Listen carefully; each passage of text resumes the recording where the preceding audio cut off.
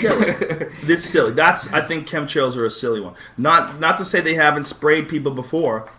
Not to say that there haven't been some experiments where they've sprayed, a certain bacteria or certain colds, over an area to see if they can get people sick. Well, why not? We know there was a thing called Operation Midnight Climax. That in the 1950s, the CIA ran fucking brothels. They ran whorehouses in New York and San Francisco. And they ran these things, and what they did was they ran the whorehouse so they can do LSD experiments on people. And so they unknowingly gave these Johns acid. So these poor guys would go in there just to try to give their, their hard-earned money. They probably, didn't even have much. Pay just whatever they had to get their dick sucked. And they're getting dosed with acid, freaking the fuck out, probably already feeling super guilty. Probably half of them were married and they just cheating on their wives and they felt guilty about that. And then they're dosed up with acid and dealing with the reality of the situation. I mean, we know the CIA did that. This is information that was released in the Freedom of Information Act. You look it up, Google it. It's pretty interesting. It's called Operation Midnight Climax. And it's just one of many experiments that the CIA did unknowingly on American citizens, taxpayers. And they've done it forever. And that's how they do business. And guaranteed that if they did this back in 1950, they're doing something like it now. It's not like they changed. It's not like all these like conspiracies, all these things that the government's done, like Operation Northwoods.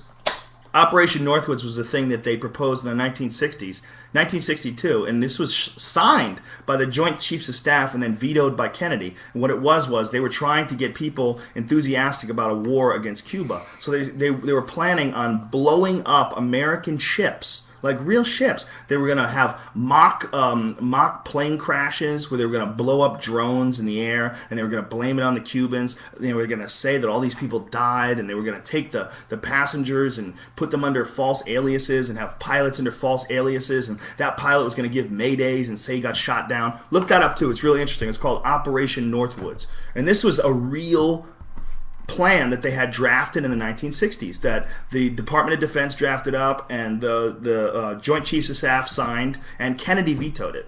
And Kennedy was like, you guys are fucking crazy. Like, what are you doing? Like, you're going to fake attacks in order to get people to want to go to war with Cuba? And that's probably one of the reasons why they killed Kennedy. Who knows? But these are real conspiracies. They're real. We know that things are conspired on. The real problem with conspiracies is nobody wants to look stupid. And when you say that you believe something, like you believe in alien abduction, or you believe the government killed Kennedy, or you believe, anything nutty, we didn't land on the moon. When you say you don't believe nutty things, people just automatically label you a kook.